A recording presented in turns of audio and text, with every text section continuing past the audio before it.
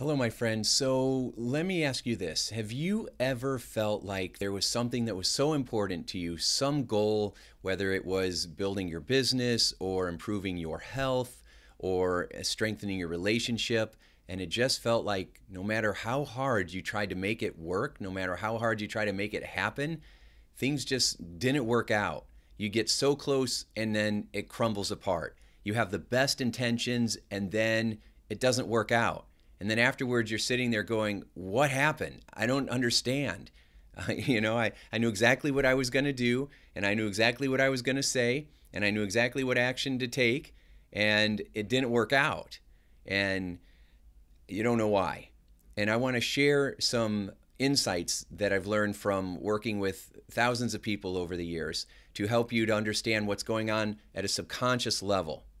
So, I was working with somebody this morning, and I saw so much of myself in this person, at least the way that I used to be, the way that I used to think, and I saw the struggle they were having, and I saw the emotions they were going through. Because when mindfulness, self-awareness is the first step. Understanding what the real issue is, what the real challenge is inside that's keeping you stuck, and recognizing it. A lot of times we think it's one thing and it's actually something different. After years of helping people, they would say, wow, I never would have thought it was that. And so the first part is self-awareness. Now, a lot of times people think that just knowing what the problem is somehow fixes it, and that's ridiculous. It's only step one, right? Creating self-awareness and recognizing what the pattern is the first step. And then the second step is shifting it, right? Interrupting that pattern, breaking the pattern. It's like you've got this old CD running in your head over and over and over again. The first step is to recognize that you're playing the CD. And then the second step is to start scraping it up so it doesn't play anymore. And then the third step is to put a new CD in there so that you have new messages and a new story that plays in your mind, because that new story influences how you feel and how you behave. So I was working with this person, and I started recognizing the pattern. And there's different patterns that we go through in how we communicate with ourselves and how we tell ourselves a story about what we think is going on in our life.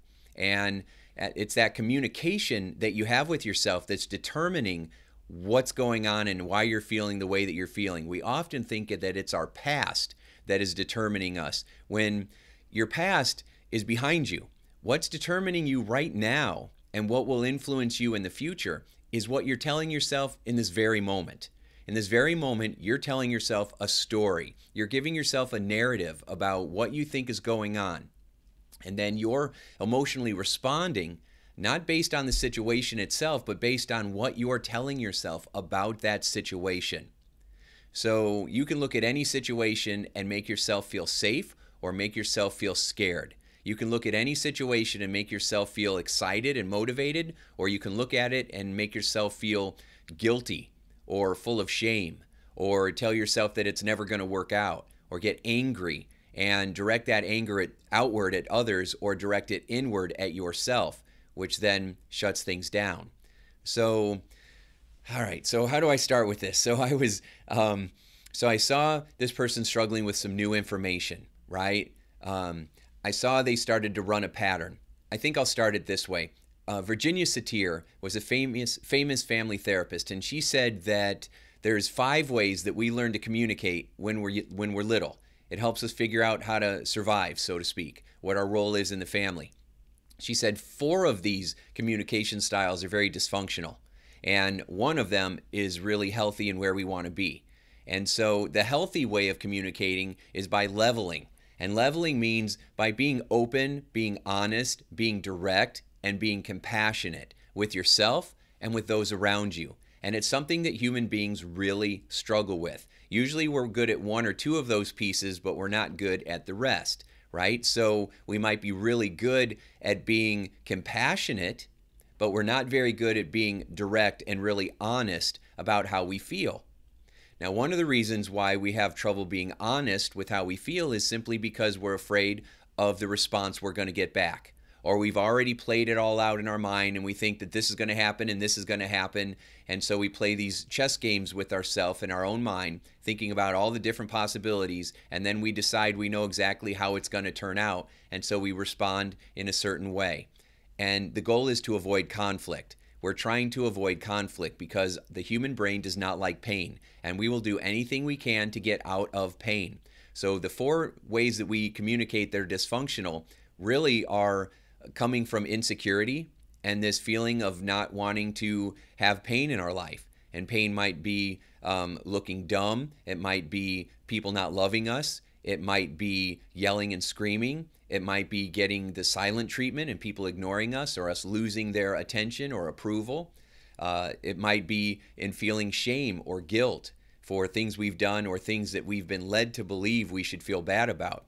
So our brain instead tries to avoid that by communicating in ways that aren't very effective. So for example, Virginia Satir said one of the ways that are dysfunctional is what she called the placator.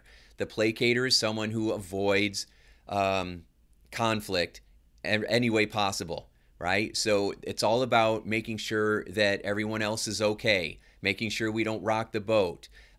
If we feel a certain way about something, we don't always tell someone how we feel. We try to drop clues. We'll go all the way around a situation instead of just saying, hey, this is how I feel. This is what I think. How do you feel? What do you think? That's too scary. Instead, we'll go all the way around what we really want to say and then put LOL, right, if we're sending a text these days.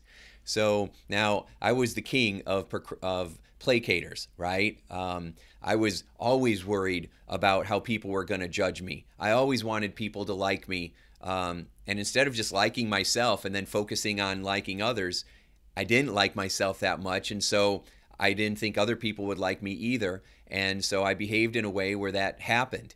And then, of course, I saw lots of situations that seemed to reinforce that people aren't going to like me or people aren't going to show up for me or you can't trust people because you're going to get hurt, which caused me to do dumb things like, well, I'll hurt you first so that you don't hurt me. I mean, really silly things, but at a subconscious level, our minds are being run by emotion and experiences, not by logic or wisdom.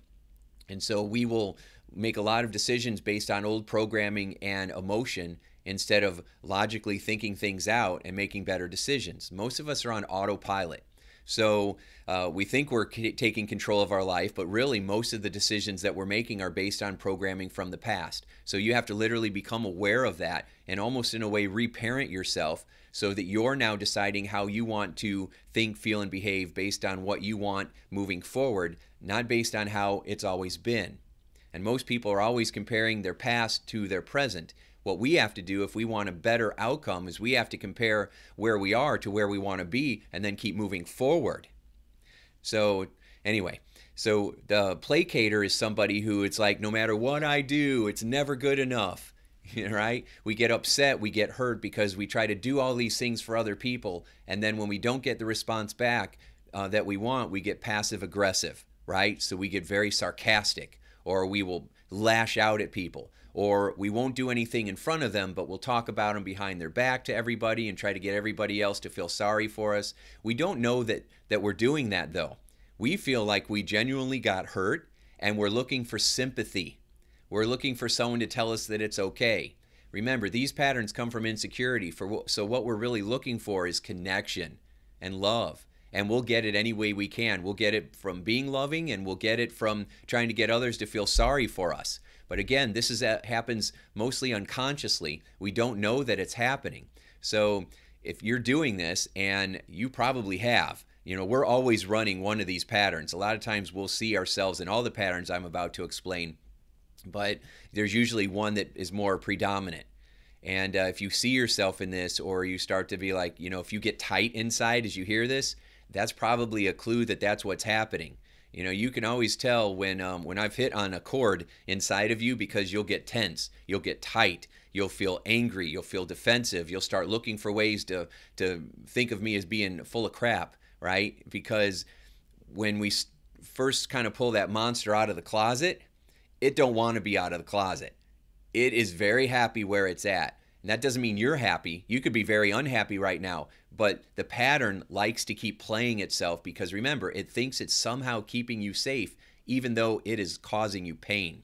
And so in the beginning, when you introduce new information, the first response from human beings is often resistance, pushback, denial, arguing, sorting by distinction, which means instead of looking where we connect and where there might be some validity, instead what we do is we look for where it's off.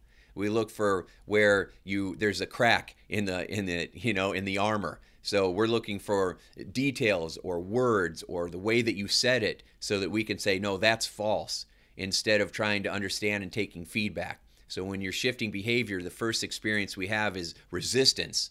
And then as we keep going, if we stay with it, then we go into confusion because it's so different from how we've been running the program, how we've been thinking. And then if you stay with it after that, comes the breakthrough, right? Your biggest breakthroughs are hidden in the places you don't want to go because your brain doesn't like pain, like all of our brains. We don't like that pain.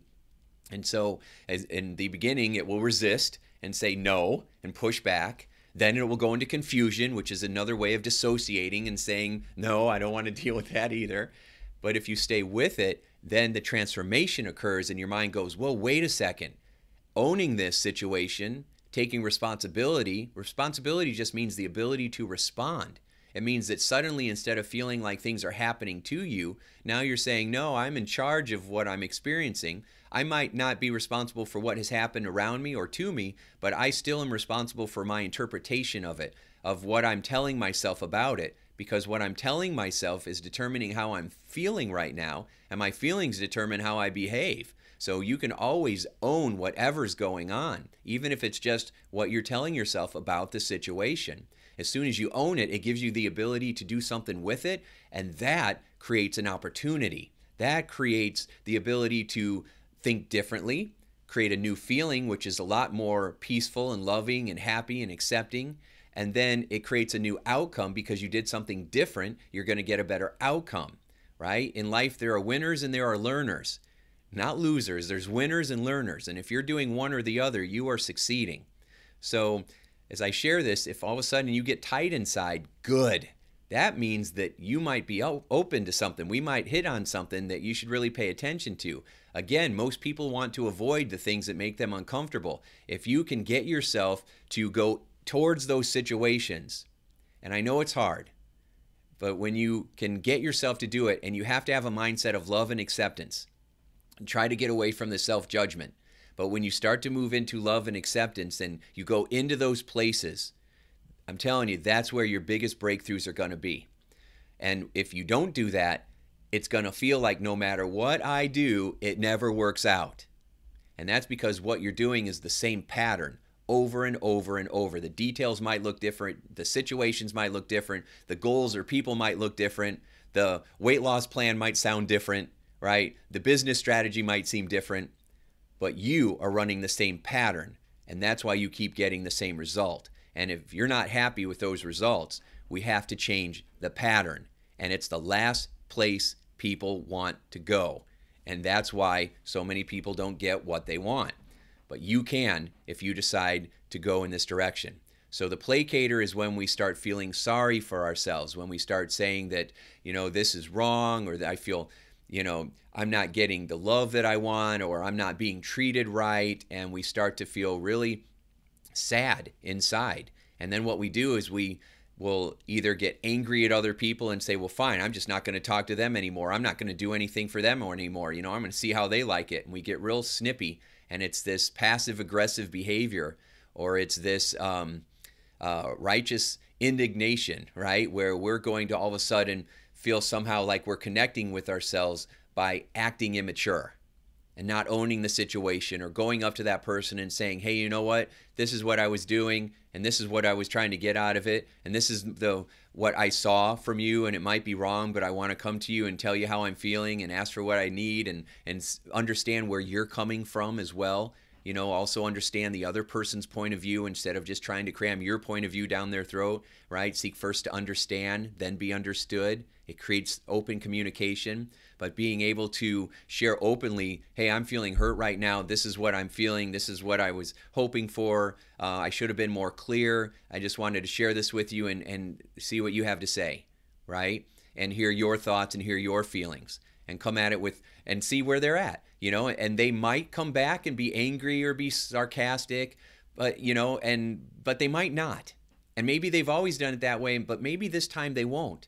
And it really isn't about their reaction. It isn't really about their response. The goal is for you to respond, or for you to take action, for you to be open, for you to be honest, for you to be direct, for you to be compassionate. What people do is they say, well, I know how they're going to act, and because they've always acted this way. And so what it does is you use them as an excuse for you not behaving in a more mature way, and it keeps the pattern going. The monster runs back in the closet and says, well, now we get to stay exactly the way that it's been because this is keeping me safe, even though I'm totally unhappy with how my life is right now, or at least this part of my life. So instead, you got to get the monster out of the closet and realize that it's very small, this monster. It casts a big shadow. We got to get it out of the closet and keep that monster small. And that monster that I'm referring to is insecurity and fear, right? I don't know if it ever fully goes away, but we got to keep shrinking it down. We can't keep feeding it because then it will grow.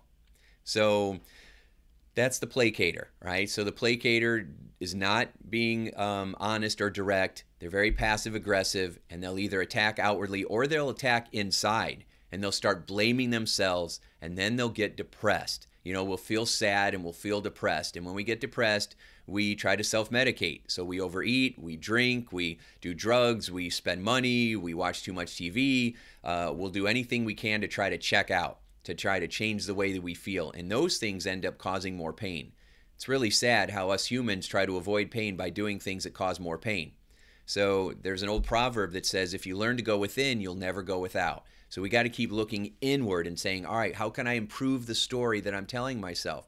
Instead of blaming myself and getting depressed. Remember, depression, the word depression is a word that describes an overall feeling of lethargy and having no energy. And that no energy comes from the story that we are helpless and hopeless and there's nothing we can do. So basically, I'm in pain and I can't get out of it and I'll never be able to get out of it and there's nothing I can do about it, which is a total lie, because there are things you can do to shift, to get out of that, to feel stronger, to feel more at ease.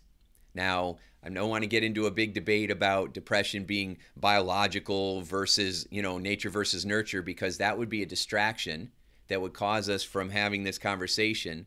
So if you start to get caught up in that, just know that that's your brain's way of trying to distract you and take you off on a tangent instead of focusing on the real point of this video, okay? The real point of me wanting to share this with you, because this is something that I've worked through personally and it's been really hard and it's screwed up a lot of areas of my life, and I keep working at it every day to improve the way that I think and communicate, which then gives me better results and more peace in my heart, and it'll do the same for you. But it's the same pattern that I've had to help people break for years and years, and I just felt compelled today after seeing it again and seeing how strong the pattern is and how it can take over somebody so fully and make us think that that's not what's going on when that's exactly what's going on. So anyway, so the placators are always focused on getting their feelings hurt, avoiding conflict, not being honest, not being truthful, and either blaming others and getting self-righteous, or blaming ourselves and then feeling depressed. Or we'll feel sad and depressed for so long that we can't take it anymore, and then we just get pissed because it's easier to get angry than it is to feel sad or hurt all the time. So then we can get really angry. And angry is often where the blamer kicks in. So the blamer is the second form of dysfunctional communication. And with the blamer, what they're doing is it's always somebody else. It's your fault. It's you, right? And they're always blaming somebody. So they're blaming God, or they're blaming the president, or they're blaming the country, or they're blaming the politics, or they're blaming their mother, or they're blaming their mother-in-law, or they're blaming their siblings, or they're blaming their spouse, or they're blaming their kids, or their job, or their boss, or their coworker. They're always pointing the finger at someone else. And remember that old adage, it's kind of cliche now, but when you point the finger, all the other fingers are pointing back, okay? That doesn't mean that people around you aren't behaving poorly. They probably are, because everybody's running this dysfunctional communication. But what it also means is that you've got to own your part of it, right? So the blamer is someone who feels insecure inside and doesn't want to look bad, or, it's almost like they have imposter syndrome. They don't want anybody to realize that they're a fraud, right? They don't want anybody to realize that maybe they have made mistakes. And so they hide it and always blame somebody else because they don't want to look weak or dumb, or they're afraid that they're going to be found out, that they're not good enough, or they're going to be afraid that people are going to leave them, right? Or they just don't want people around them because they're already feeling like they have to protect themselves. So they keep everybody at a distance with their anger. So, usually placaters and blamers get married. So one's always yelling and the other one's always feeling hurt. Sorry, the one's always feeling hurt or upset or stressed out. And so it's constant conflict. And you see that a lot in marriages. So people are yelling and then someone shuts down. And then because one person shuts down, the other person yells and gets bigger, which causes that person to go even quieter and shut down more. And this person gets even bigger to try to draw them out. And you can see how the communication styles are giving each person exactly what they don't want. So the person that keeps hiding needs to come out of their shell and be more direct. Okay? And this person that's getting louder and louder needs how to come down, learn how to come down and become more compassionate and respectful, so that people start communicating in a way that's both direct and compassionate. So you can learn from each other's communication styles on what to do and what not to do, and everybody work towards being more direct, more compassionate, more respectful, and more honest. And that creates collaboration now. So instead of conflict, you have collaboration.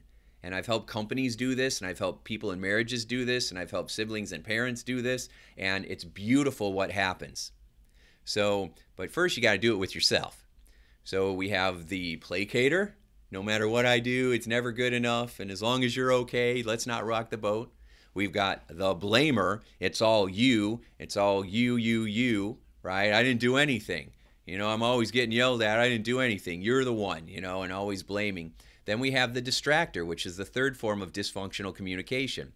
And the distractor is the person who says, who thinks that I don't want to be a part of what's going on right now, so I need to find a way to check out, right? So I'm going to get distracted with 50 million other things that's going on because I don't want to deal with what the real problem is. Or there's something that's inside of me that I need to fix, but it brings up so much guilt, so much shame, so much hurt, so much heartache that, and so much fear that I don't want to deal with it. So I'm going to get caught up in everybody else's drama. I'm going to get caught up in all the water cooler gossip. I'm going to get caught up in being so busy that my eyes are rolling around in my head because I've got 20 million things to do.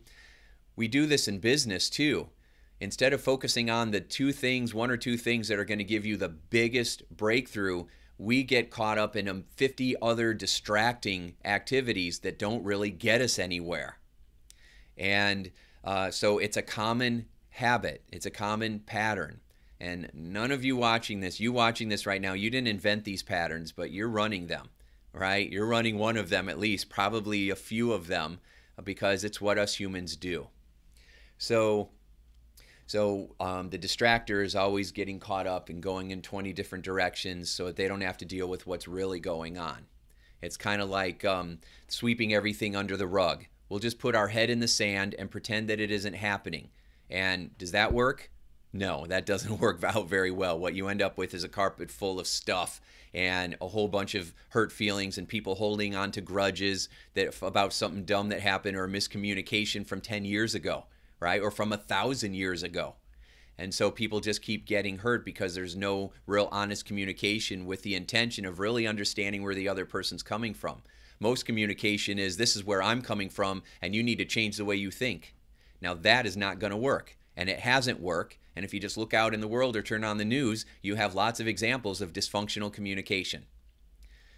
The fourth dysfunctional type of communication is what we call the computer. And the computer is when we get really analytical, right? And we put these blinders up or a wall up in front of us and we say, you know what? I don't want to deal with any of this emotion. I don't want to deal with this stuff. So I'm going to get hyper cerebral. I'm going to become very intellectual. And in my mind, I'm thinking, just the facts, none of this touchy-feely crap, just the facts, right? And what happens is we get very aloof and people can't connect with you that way. So they think of you as arrogant, right? Or stuck up or narcissistic or selfish. And sometimes people are being that way, okay? But a lot of times it's just the pattern of self-protection. They're trying to step back because they're getting overwhelmed or getting hurt, and their insecurity says, check out, disappear. So when I never felt very smart going through school, and so I didn't study very much. And then, of course, I got bad grades, and then that validated my story that I'm not very smart. It wasn't the fact that I was studying really hard all the time and then getting bad grades. Then maybe it would have been more accurate, but I just wasn't studying, and that's why I got poor grades. And I made that breakthrough when I started studying in graduate school. If you can believe that, I barely got out of high school, and they said you would never get into college. I got into college on probation. And then they said you never get into grad school. And then I got into grad school on probation.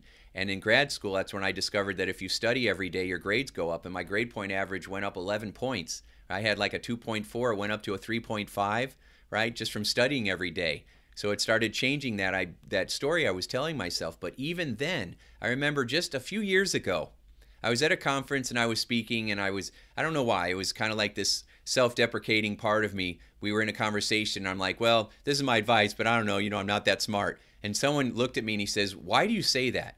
He says, you know that you're one of the brightest guys in this room. That's why you're the one on the stage, and that's why you're the one leading and mentoring everybody. So don't stand here and tell us that you're stupid.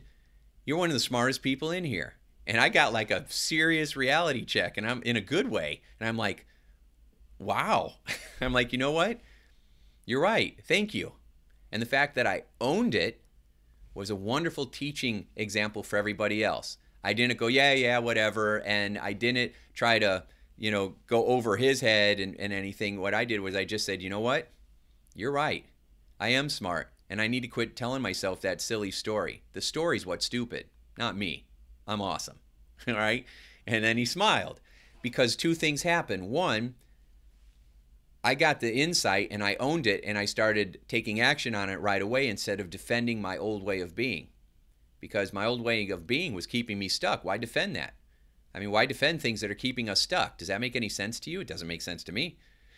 And then I started saying, all right, I'm going to own this. And the second thing was the bond that it created with him and I, because he took the risk of calling me out in front of other people. It's just 4 or 5 of us, but calling me out in front of other people, and I honored him for it, which did good things in his brain and made him feel good and created a connection between us, right? He could have said, oh, well, I'm not going to do that. I don't want him to feel bad. Or, oh, I don't want him to tear my head off and not do any more training with me, right? Or I don't want him to just disappear and not be around us anymore. Placater, blamer, distractor. Or I don't want him to start, attacking me, and which is the computer, right? Instead, I was the leveler. I listened to what he really had to say. I understood where he was coming from, because he was coming from love, not from trying to embarrass me or anything. Because I was mature enough to get that, thank goodness, from all the work I've done on me, right? I honored him for that, and it was really awesome. And I'm still telling that story today, years later. So we will tell ourselves these stories based on nonsense information that feels right, but it only feels right because we've been telling ourselves this for a long time.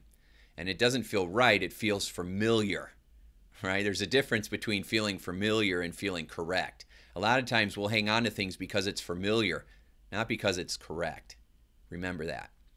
So that's the computer, right? They'll become very cerebral. So some people will really check out and become aloof, and it's hard to engage with them. Some people will look very arrogant.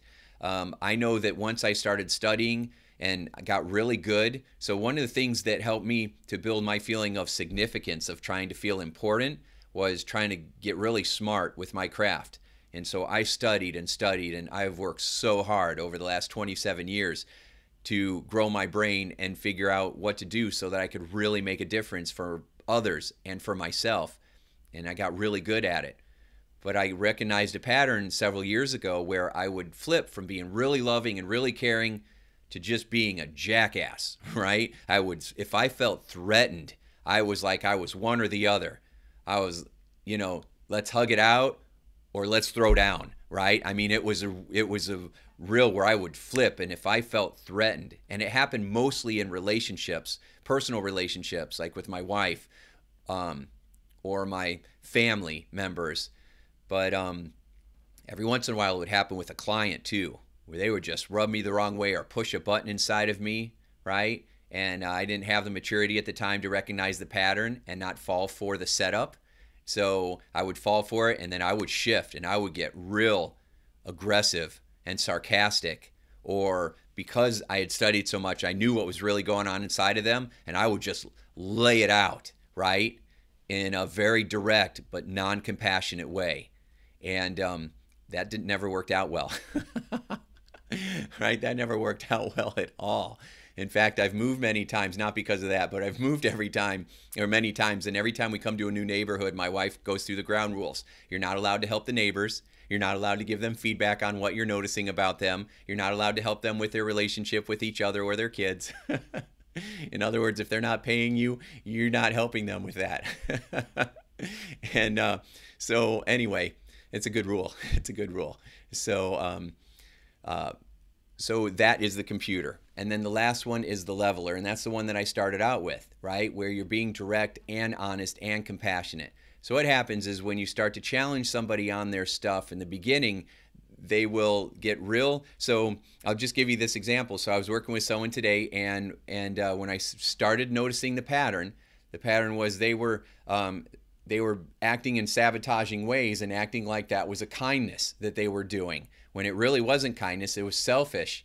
And I had to call them on it in a gentle way. And the way that I call people out is by I make them aware of something and then lift them up. I make them aware of what they're doing and then saying something like, this is what you're doing and it's enabling, but it's coming from a positive place because you've got a big heart and you're an awesome person. The behavior, though, is enabling others and hurting you and sabotaging you. So we got to separate the behavior from the person, right? The behavior you're engaging in is self-destructive and hurting. It's bad. You are good. You are caring and loving and trying to come from a good place. So that's how I challenge people and lift them up at the same time. And giving him that. And I could see that he was just getting tight inside. I could see his face literally started to look like he was a 4-year-old about to have a temper tantrum, and he was getting tight. And then I helped him know that when we get tight inside, it's our defensiveness coming up, which is the first part of it. We get defensive and resistant. Then we go into confusion, and then we start to have a breakthrough. And those can happen all real fast, or it can go and take a long time to get through each one. Just depends on the person and where they're at and what they're ready for. So, anyway, so I started to notice that, and so I started feeding it back, right? And noticing that tension and helping and starting to give some other examples of where the intentions were good, but the vehicle used for that was not helping, it was hurting. And got him to start to understand that. Okay, so we went through a bunch of different examples, and then I asked him, because you always, when you're communicating with somebody, you want to find out, are they getting it? What are they hearing? Never assume that you're on the same page, because most times you're not. So you have to understand where they're coming from. So you ask them, what are you getting from this? Or teach me back what you're hearing. And so I asked that, and the response was, well, I am, I'm got to stop, I'm going to try to work on, not blaming myself because, obviously this is my fault and, and I'm doing this. And when he said, this is not my fault, it was that kind of, placator, sarcastic, well, I guess it's my fault again. I guess I can't do anything right. And I called him out on it. I said, you're doing it right now. I said the placator's back out. The monster doesn't want to be revealed. It doesn't want to come out of the closet. It wants to keep the game going. And right now the monster just got snarky, went back in the closet and said, you're not getting rid of me. Okay? And started pointing that out. Pointed out a few other things. And I said, so what are you getting out of this? And he said, I don't know. Nothing. And that was when he went into confusion. He wasn't being defensive. He literally went into confusion. He was having a hard time processing it because once you start to become more aware, it literally feels like you're somewhere else that you've never been before, and you don't have a map and you don't have a compass, and it's like you're in a new city or in the woods and you're lost. And for a few minutes, you don't know where you're at. And that can be very frightening. And so confusion is a scary place, which is why we tend to go back to what we know, because at least it's familiar, right? We're in hell, we're trying to get to heaven. We get into this place that people will call purgatory, and in between, We don't know how long we're going to be there. It's confusing. It's scary. We want to be in heaven, but we don't know what it's like and if we're ever going to actually get there. But we've been to hell, and we know at least it's warm, and we might get a suntan, so we go right back to hell. And people keep doing that. They come out for a little bit, and then they go back. Like a friend of mine said, he says, you're a Ferrari, but you get out of the garage, you drive around the block, you're not sure where to go to get on the highway, so you just drive back into your garage again. And every once in a while, you'll come out and you take a couple laps around the block, but because you're not sure of where the highway is, you go right back to your garage every time and hide. And I was like, oh, because that seems so accurate, okay? And that's probably accurate for you in different areas of your life as well. So you are a Ferrari. It's just a matter of knowing how to help you get out of the garage and onto the right highway or freeway that's going to take you to freedom. So anyway, so I started challenging, and then of course when you go into confusion, what you have to do is you have to help that person keep moving forward. It's like you swim halfway across a lake and you get tired. What should you do? Should you swim back, or should you swim forward and keep going, right? And a lot of times what people do is they just swim back. And they say, well, it's just as much effort to go one way or the other, and that's false. If you swim back, you still have the whole lake in front of you again. If you just keep swimming forward, you're on the other side, and you'll have a whole new level of energy and confidence now. It's actually easier to just keep moving forward than to retreat, but our unconscious mind does not get that. You have to create experiences, and I'm not going to spend all the time teaching how to do that, but if you want a resource, this book, okay? I thought, now, if you watch my videos, I don't like to pitch a bunch of stuff, but you need resources. If this video is really getting you in the heart and opening your mind, and you're like, you know what, this makes a lot of sense, or some of this is really hitting home, or you know what, this is making me very uncomfortable, but I'm staying, which if that's the case for you, I'm so proud of you right now, because if you stay with this, you will be a champion, right? Most people don't stay with it, and that's why they don't get the results. You stay with this, you will win. But anyway, I wrote this book several years ago to help people because it's a 4-day seminar that I used to do, a Design Your Destiny seminar, and people had tremendous breakthroughs, and basically this book is what we were doing. We were going through all the exercises. This is not a book that you race through. It's not light reading. It is a path that will take you from where you are to where you want to be and get you over the obstacles. And it's, $20. It cost me 27 years and, hundreds of thousands of dollars to figure this out. So, if you don't have $20, you don't really want your goal. But I would get that book, go to timshurr.com and get this book, because it will take you through the exercises that help you to understand the way you're communicating with yourself, how to shift the beliefs, how to create the new neural associations in your brain that are going to help you to move forward. It will help you to create the self-awareness. It'll give you the path when you get confused, and it'll help you move forward so that you have the breakthrough that you're looking for. And that's what I did. I gave him a clipboard and I said, all right, I want you to write down, these are the 3 things that you're going to focus on this week. Number 1, you're going to think about your thinking, because you're walking around telling yourself a story all day long and you don't even know you're doing it. You think you're just living life and reacting to whatever's happening, but no. You are narrating every step of the journey. You are having this conversation with yourself. You are telling yourself things, and that's creating how you feel. And your feelings are causing you to behave in ways that are not getting you what you want. So think about your thinking all day long. Always pay attention to, what am I telling myself right now? What am I focusing on right now? Or if I'm feeling a certain way, what would I have to be telling myself to feel this way? Ask yourself these questions. Have Post-it notes. I have Post-it notes around me all the time that have little notes on it, right? They have little notes on it that help remind me of what I'm supposed to be focusing on. Because otherwise we get caught up in whatever's going on, and we lose sight of that. So this becomes your compass, right? This keeps you on the path and keeps you moving forward, your 3 action steps, whatever it is that you're supposed to be focusing on that day, or the one affirmation, that you keep saying over and over, that it's like a compass that keeps you moving in a certain direction. You get so far, then you create a new set of instructions. All right, now I'm going to move here, and then I'm going to move there, and you just, a little bit at a time, creates these big breakthroughs. Little changes create big breakthroughs. So we want to make sure that we're thinking about our thinking. We want to pay attention to the words that we're using. So if you hear yourself thinking words like blame, or anger, or sad, or guilt, or shame. These are words that placaters and blamers and distractors and computers use. Levelers use words like love, acceptance, kindness, compassion, empathy, understanding, honesty, directness, right? These are the words that we use so that we're not fighting or fleeing from situations. We're running to our fear, to our pain, and giving it a hug. Now, I know that sounds weird, but you've got to run towards what you're afraid of so you discover that fear, F-E-A-R, stands for false evidence appearing real. False evidence appearing real. Okay? Or fear stands for finding excuses and reasons. We've got to turn it into feeling excited and ready for our breakthrough. So for you, after you watch this video, watch it again a couple of times, or watch it and then watch it again next week.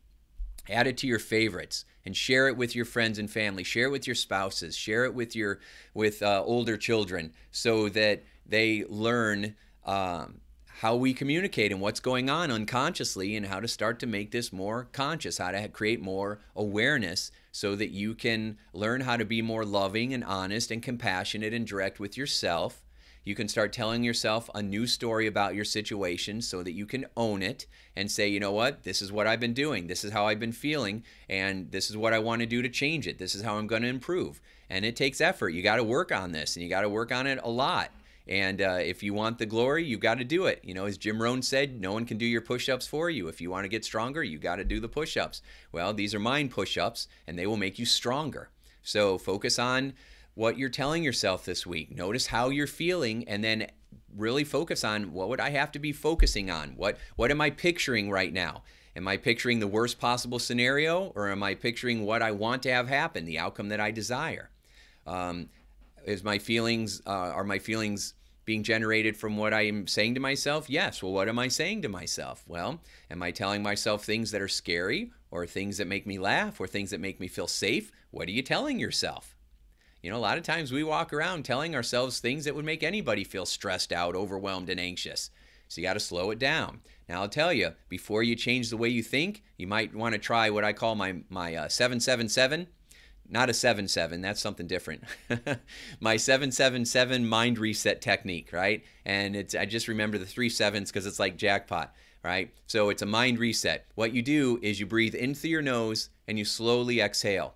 And what you're going to do is you're going to breathe in as you count mentally to 7. So you're going to breathe in through your nose to the count of 7. You're going to hold it to the count of 7. 1, 2, 3, 4, 5, 6, 7. And then you're going to slowly exhale to the count of 7, like you're letting the air out of a balloon. 1, 2, 3, 4, 5, 6, 7.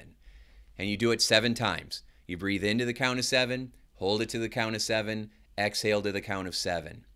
When you breathe in that way, it slows you down, okay? It makes you feel more calm and more at ease. Once you slow down, you become more resourceful in how you think. Once you become more resourceful, then you can start noticing what you're telling yourself. Notice the story you're telling yourself. Ask yourself some power questions. All right, what's the outcome that I want? How do I want to feel? What would I have to tell myself? What would I have to imagine or picture to feel this way? How do I want things to go? Who could I talk to? What resources do I have around me? Where could I go to get support? You start focusing on moving towards the outcome that you desire, instead of focusing on the obstacles for why you can't, why it's not possible. If you hear the word but, that should be a clue right there. That word but, you know, I want to do this, but I was going to say this, but just becomes an excuse. And if you keep using the word but, you end up with a very big one, okay? So we want to make sure that instead we are telling ourselves a new story, and we're doing it with love and acceptance and kindness. So I've been sharing this, these insights. I hope that it helps. I hope that it has triggered something inside of you. Let's create a conversation out of this. In the comments below, share what you got from this. Tell me the insights that came from you, or the one nugget of wisdom that really struck a chord inside of you, or if there's something that you felt resistance towards, write it down. If there's something that you got confused about, write it down. And then tell me. That's you being direct and compassionate. And then I will give you some more insights, right? And we'll create a conversation around this so that we can help you to create some faster breakthroughs. So that was the intention. My intention is to help you to get rid of needless suffering. I had so much needless, unnecessary suffering. I feel like it was unnecessary. Some suffering maybe, some pain is necessary because it shapes us. I don't know. I like to say that pain is inevitable, but suffering is optional. Suffering is all the story you're telling yourself about the situation that you're in. So, but that's for another video. So please leave a comment. Let me know what you think and how you're responding and what you're thinking about and what's going on inside, and really be honest about it and really be vulnerable and open and sincere. And let's have a really great conversation with each other, and our conversations will help other people that are also, you know, some people might not comment, but they'll read the comments and they'll have insights and growth from the comments that we share with one another. All right? So there you have it. I hope this helps. And if you need this resource, and I highly recommend you get it, then go to timshurr.com. I'll put my URL there. Go to timshurr.com and get a copy of it, and you'll be glad you did. Okay? So thanks so much for listening. I hope this has made a difference for you, and use these tools to make your life a sure success. Thanks so much. Enjoy your day.